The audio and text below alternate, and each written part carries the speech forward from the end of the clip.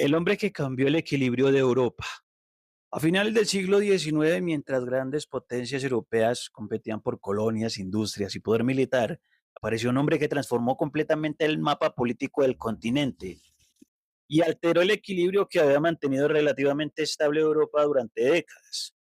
Su nombre era Otto von Bismarck, y aunque hoy muchas personas no lo recuerdan con la misma intensidad que otros líderes históricos, la realidad es que gran parte de los conflictos que llevaron a la Primera Guerra Mundial comenzaron con las decisiones estratégicas que él mismo tomó décadas antes.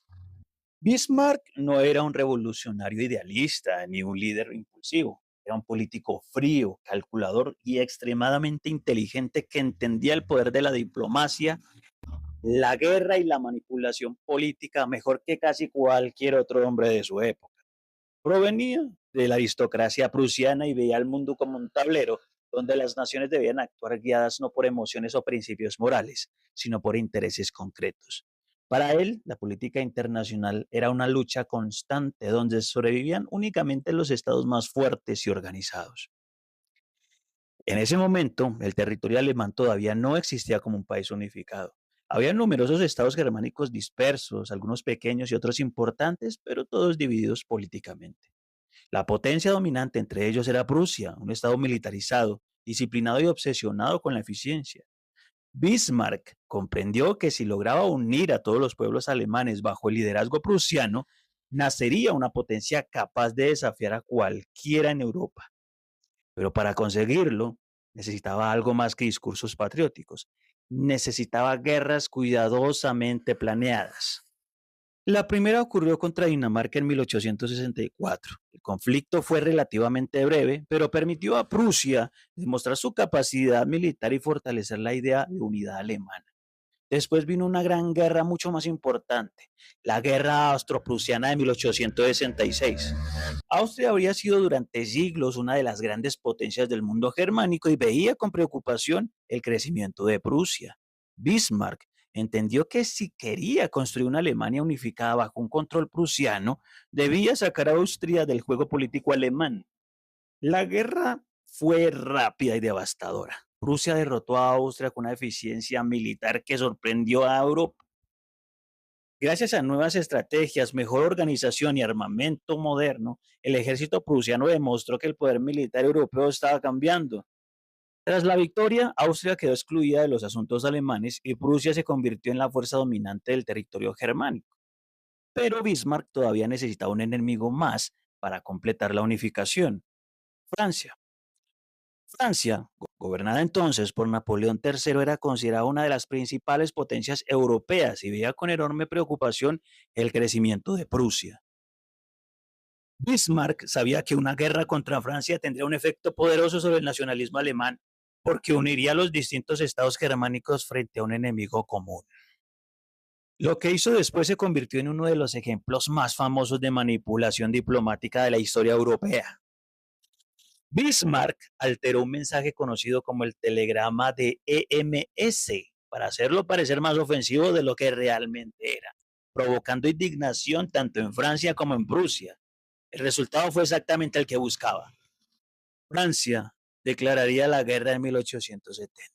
Los franceses estaban convencidos de que ganarían rápidamente, pero subestimaron completamente la capacidad militar prusiana. El ejército alemán movilizó tropas con una velocidad impresionante gracias a los ferrocarriles y a la unificación y la planificación extremadamente eficiente. En pocos meses, Francia sufrió derrotas catastróficas. El propio Napoleón III fue capturado, algo humillante para una potencia que se consideraba superior militarmente. La derrota francesa tuvo consecuencias enormes. Alemania finalmente se unificó en 1871 y el nuevo imperio alemán fue proclamado en un lugar simbólicamente devastador para los franceses, el Palacio de Versalles, cerca de París. Para Francia, aquello fue una humillación nacional y profunda.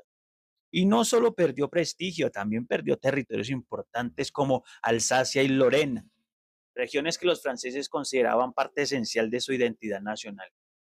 Ese resentimiento quedó grabado en la memoria colectiva francesa durante generaciones. Y Bismarck lo sabía perfectamente. De hecho, una vez creada Alemania, su principal objetivo pasó a ser evitar que Francia encontrara aliados capaces de vengarse.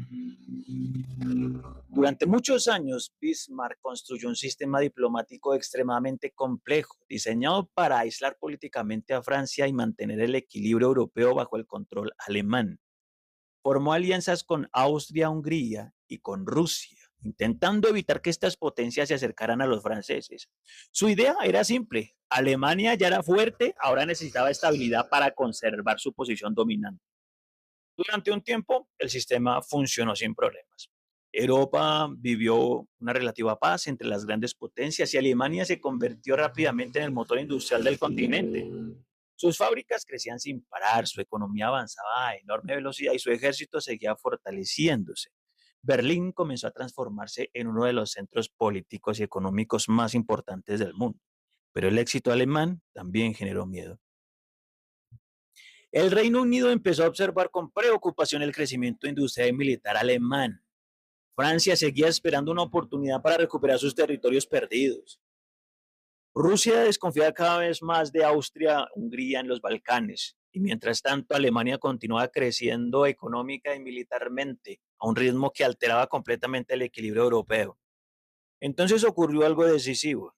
En 1890, el emperador alemán Guillermo II obligó a Bismarck a renunciar. Fue un error histórico gigantesco.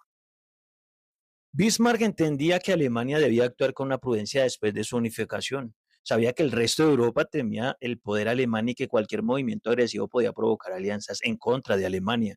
Pero Guillermo II pensaba diferente. Era ambicioso, impulsivo y quería convertir a Alemania no solo en una potencia continental, sino en un periodo global comparable al británico. A partir de ese momento, la política exterior alemana comenzó a cambiar radicalmente. Alemania empezó a construir una enorme flota naval para competir con el Reino Unido. Se volvió más agresiva diplomáticamente y menos cuidadosa en sus relaciones internacionales. Poco a poco, las alianzas diseñadas por Bismarck comenzaron a desmoronarse. Francia encontró un nuevo aliado en. Después, el Reino Unido también comenzó a acercarse a Francia. Y así nació lentamente la división que terminaría destruyendo a Europa. Dos grandes bloques militares enfrentados que se obsesionaban con creciente desconfianza. Lo más importante era que nadie quería parecer débil. Cada movimiento militar de una potencia provocaba una respuesta inmediata de las demás. Si Alemania aumentaba su ejército, Francia hacía lo mismo. Si el Reino Unido construía barcos, Alemania respondía construyendo más. Europa comenzó a entrar en una carrera armamentística gigantesca donde todos afirmaban prepararse para defenderse, aunque la realidad estaban creando las condiciones perfectas para una guerra total. Pensaban que el comercio, la diplomacia y el progreso tecnológico hacían imposible un conflicto masivo.